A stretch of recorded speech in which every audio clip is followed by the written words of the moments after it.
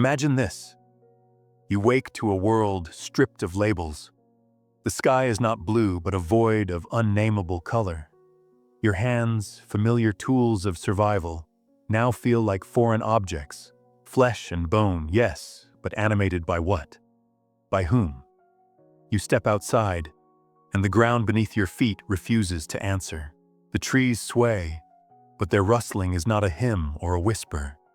It is only friction. The sun does not rise as a symbol of hope, but as a nuclear reaction, indifferent and ancient. You ask yourself, if the universe has no script, no director, no audience, what does that make me? This is the moment the paradox strikes. You realize, with visceral clarity, that you've been clinging to a binary myth. Either God exists, or he does not. But what if the truth is neither? What if the question itself is a cage? Albert Camus once wrote, "I do not believe in God, and I am not an atheist." Let those words hang in the air like smoke. How can one reject divinity, yet refuse the identity of atheism? What third space exists beyond the war between faith and reason? You feel the weight of it now. The existential vertigo. For centuries, humanity has sought shelter in certainty. Theists anchor themselves to divine purpose. Atheists find freedom in cosmic randomness. But Camus insists there is another way. A path where meaning is neither granted nor denied, but created. Yet this creation is not a gentle act. It is a rebellion, a scream into the void that dares to demand, "Why must I choose at all?" Consider the absurdity of your own existence. You are a biological accident with a consciousness that tortures itself with questions. You build cities, write symphonies, fall in love, all while hurtling through space on a rock that will outlast you. The universe does not care if you live or die. But here's the twist. Neither does atheism. Atheism, in its purest form, is not liberation.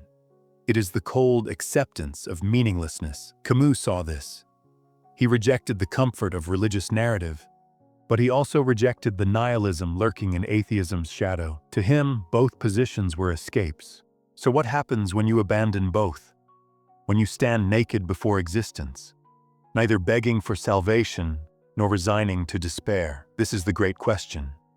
It is not a puzzle to solve, but a wound to probe. Every answer births two more questions. Every certainty dissolves into ambiguity. You begin to see how language itself betrays you. Words like God, atheist, meaning, they are maps drawn by prisoners who've never seen the ocean. The tension builds. You feel it in your ribs, in the pulse at your throat. If there is no God, why does the world still feel haunted? If there is no inherent purpose, why does the human heart ache for transcendence? Camus called this the divorce between man and his life. You are a stranger in your own skin, yearning for a home you cannot name. The paradox tightens. To live authentically, you must reject both the illusion of divine order and the lie of cosmic indifference. But how? The answer does not come. Not yet. For now, you linger in the question, suspended between two voids. The first is the void of belief, a chasm filled with the debris of unanswerable prayers. The second is the void of unbelief, where freedom feels like a prison of infinite choices. Camus invites you to leap into neither. Instead, he asks you to stand at the edge and laugh. Not the laughter of mockery or madness, but the defiant laugh of one who sees the absurdity and chooses to live anyway. But laughter is not enough. The human spirit craves more than defiance. It craves aliveness. And this is where the journey begins. Not with a creed or a manifesto, but with a single, searing realization. The question of God is not about existence. It is about you. What are you willing to create in the space between silence and meaning? What rituals will you invent to sanctify your fleeting breath? The hook is set. The paradox has you. You can no longer unsee the lie of binaries. The next step is to descend into the labyrinth, to confront the hidden forces that make this question so agonizing, so urgent. Are you ready to face the shadow that whispers, What if you've been wrong about everything? The shadow you now face is not a new specter.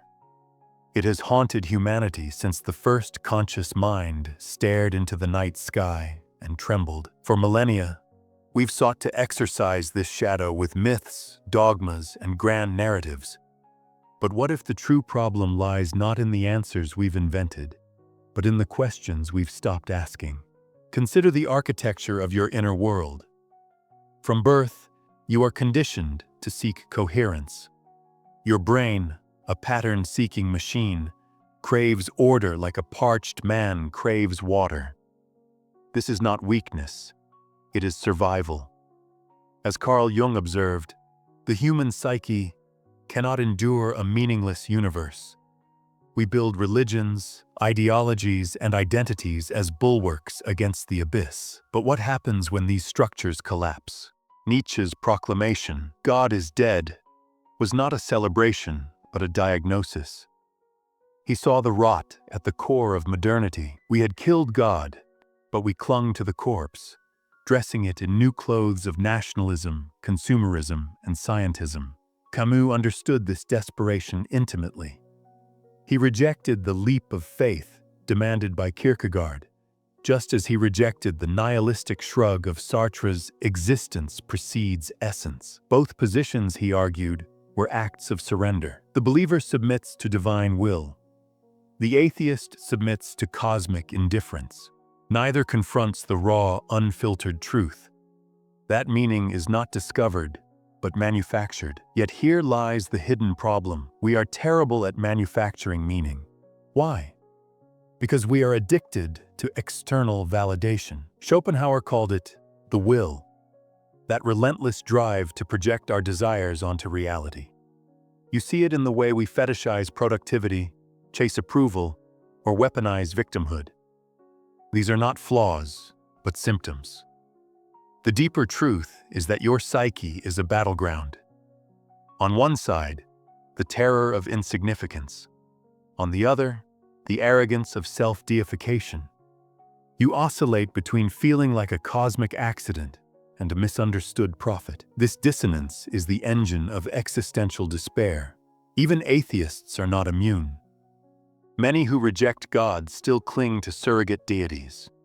Reason, progress, even atheism itself. Huxley warned of this in Brave New World, a society numbed by truths that require no courage to uphold.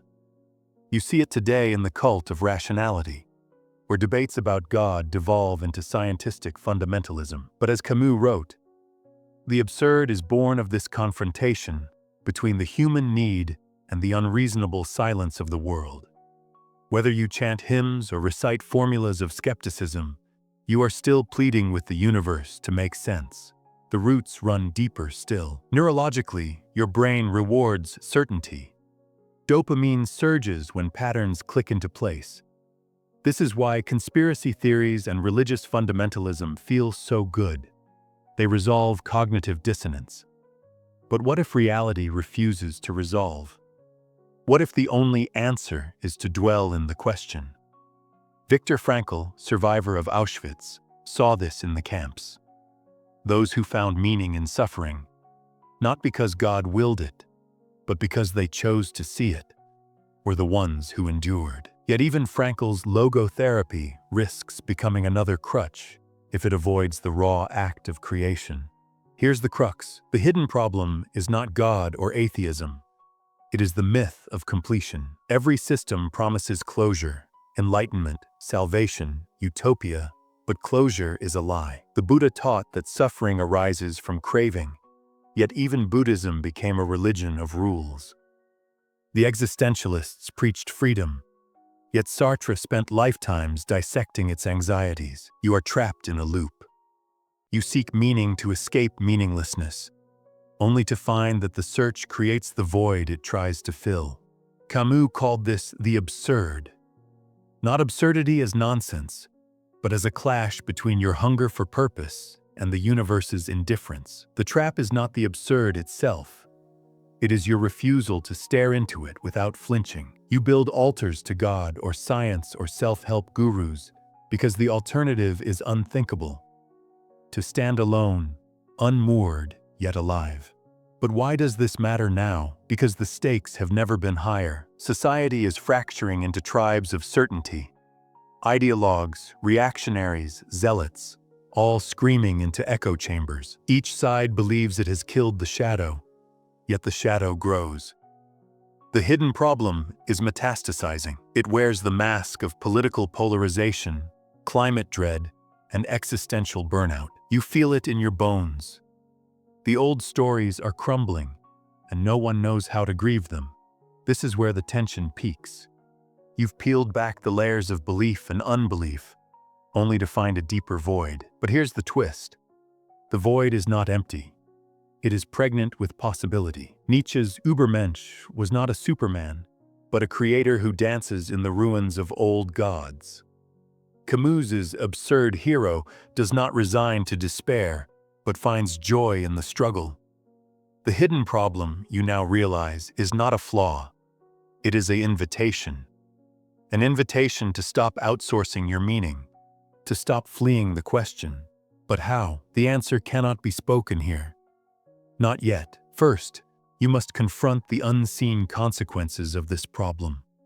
The silent ways it poisons your relationships, your ambitions, your very sense of self.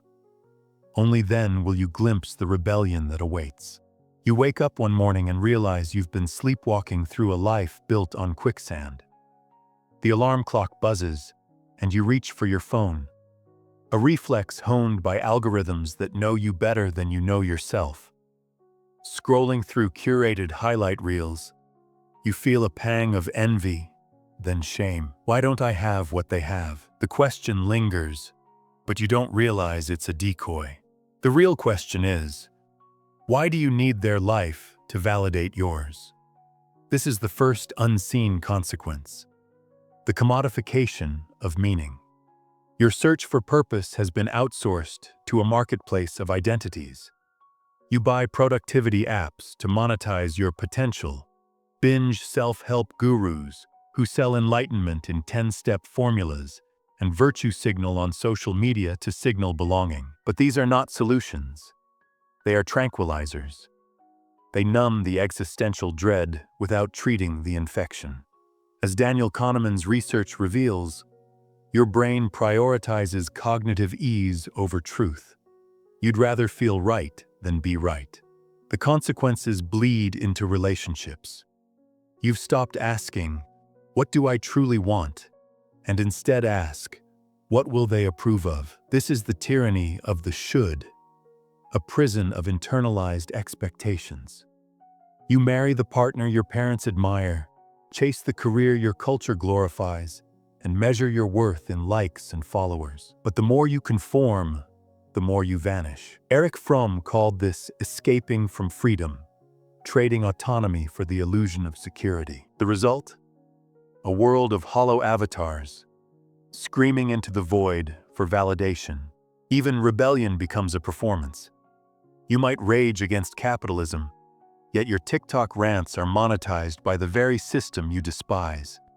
You decry cancel culture while weaponizing outrage to boost your clout. Here, Camus's insight cuts deep. The only way to fight the void is to become the void. You think you're resisting, but you're just recycling the same cycles of meaninglessness. The algorithms win either way.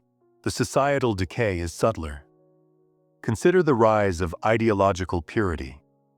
On campuses, students demand safe spaces not from harm, but from ideas that challenge their fragile worldviews. In politics, leaders exploit existential dread by selling nostalgia for a mythic past or a utopian future. Both are lies. The past was never golden. The future is not promised. Yet millions cling to these narratives like life rafts, unaware they're sinking deeper into delusion. Jonathan Haidt's research on moral tribes reveals the grim truth. We don't debate ideas anymore, we deify them. Neurologically, this makes sense. Your brain's default mode network, DMN, craves coherence, weaving fragmented experiences into a story. But when reality contradicts the story, you experience cognitive dissonance. a mental allergy to ambiguity. To relieve the itch, you double down on dogma or dissociate into apathy. Neither is freedom. Both are coping mechanisms for a psyche drowning in unresolved tension. The most insidious consequence? The erasure of nuance. You've been conditioned to see the world in binaries: good versus evil, sacred versus profane, believer versus atheist. But Camus's paradox, "I do not believe in God and I am not an atheist," demolishes these categories. It forces you to confront the liminal space between certainty and nihilism. Yet most flee this space. They cling to labels like spiritual but not religious or agnostic, as if these terms are lifeboats. They are not. They are buckets bailing water from a sinking ship. Consider the epidemic of despair. Rates of depression, addiction, and suicide soar not because life is harder, but because meaning has been industrialized. You've been sold a script: find your passion, optimize your life, leave a legacy, that treats existence like a productivity hack. But when your passion becomes another grind, when your legacy feels like dust, you're left with a hollow victory. David Foster Wallace's warning resonates. Everybody worships. The only choice we get is what to worship. Most choose poorly. The consequences even warp your relationship with time. You obsess over peak experiences, travel, achievements, milestones, as if life is a checklist to complete before death. But this is a distraction. The real work is in the mundane, the quiet mornings, the unresolved conversations, the unphotogenic moments of doubt. Camus called this the hour of consciousness, when you stop chasing highs and start inhabiting your life. Yet society dismisses this as wasted time. Here's the cruelest twist. The more you try to outrun the void, the more it consumes you. The pursuit of meaning becomes a self-fulfilling prophecy of meaninglessness. You've turned your existence into a transaction. If I do X, then I'll feel Y. Ignoring that meaning is not a destination, but a practice. It's forged in the daily act of choosing, again and again, to care in a universe that doesn't. But there's a cost to this ignorance. You see it in the hollow eyes of the overachiever, the brittle rage of the ideologue, the numb detachment of the burnout. These are not personal failures. They are symptoms of a civilization-wide autoimmune disease, the mind attacking itself to avoid the pain of uncertainty. The good news? The disease has a cure, but it requires a radical act. Letting go of the cure. No more dogma, no more escapism. Just the raw, unfiltered confrontation with the question Camus refused to simplify. The next step is not a leap of faith, but a descent into the unknown. A rebellion against everything you've been taught to fear. Are you ready to stop running? You stand at the edge of the abyss, trembling, but not from fear. For the first time, you see the chains. They are not forged by gods or governments, but by your own desperate need to know. To know the meaning of life, the nature of reality, your purpose in a cold cosmos. This is the rebellion. To drop the need to know. To choose, as Camus wrote, to live without appeal. The first act of rebellion is radical acceptance. Not resignation, but a ferocious yes to the present moment. Imagine Sisyphus, cursed to roll his boulder up a mountain only to watch it fall again. Camus imagines him happy. Why? Because in the act of pushing, he claims sovereignty over his fate. The gods expected despair. Sisyphus gives them defiance. Your boulder? The endless search for meaning. Push it anyway. Not because you must, but because you can. This is the paradox the rebels understand. Nietzsche's amor fati, love of fate, is not passive endurance, but active creation. When Frankl found meaning in Auschwitz, it wasn't because the universe offered it. He chose to see it. The rebellion begins when you stop asking, "What is the meaning of life?"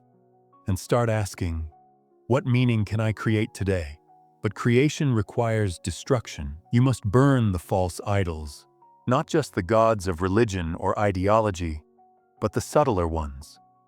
The idol of productivity, the idol of self-optimization, the idol of enlightenment. Consider the Dadaists who responded to World War I's absurdity by making art from trash.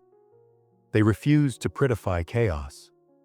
Or the Stoics, who found freedom not by controlling the world, but by mastering their reactions to it. These rebels understood that liberation begins when you stop demanding the world make sense. The rebellion also demands embracing paradox. You are both insignificant, a speck in a vast, indifferent universe, and utterly irreplaceable. No one will ever live your exact life. This duality is your power. Think of Van Gogh, who painted starry nights from an asylum window, or Kafka, who turned bureaucratic absurdity into myth. They did not resolve the tension between meaning and meaninglessness. They weaponized it. Practically, this looks like choosing curiosity over certainty. When faced with existential dread, ask, "What can I learn here?" instead of, "Why is this happening?"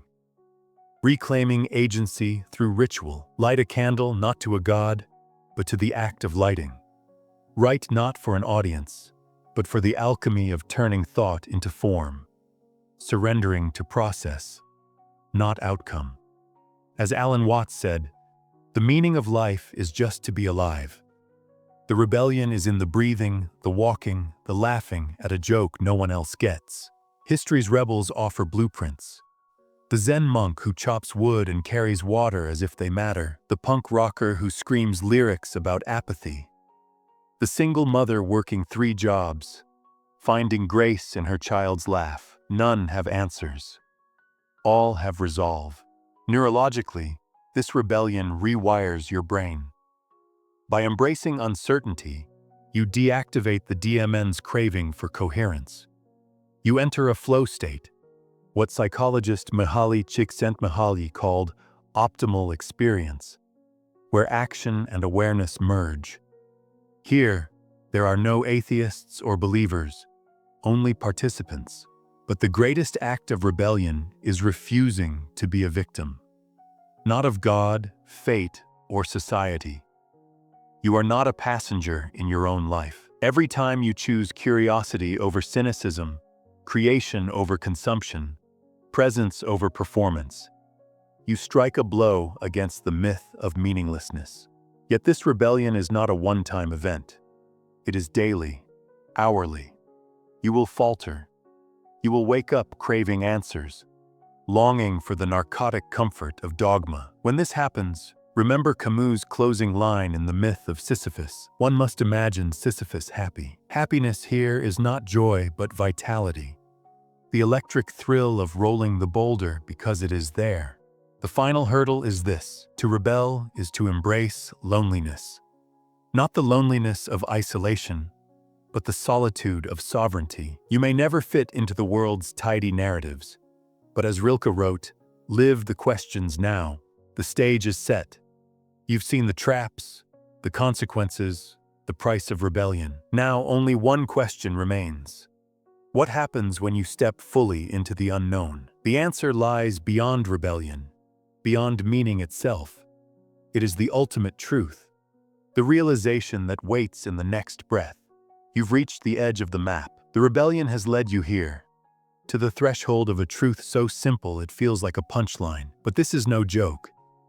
It is the punchline to the oldest cosmic joke. You are the author, the protagonist, and the audience. The universe does not judge your performance. It does not even read the script. Here is the ultimate truth, the revelation that dissolves all binaries. The question of God is a mirror. When you ask, does God exist? You are not probing the cosmos. You are interrogating yourself.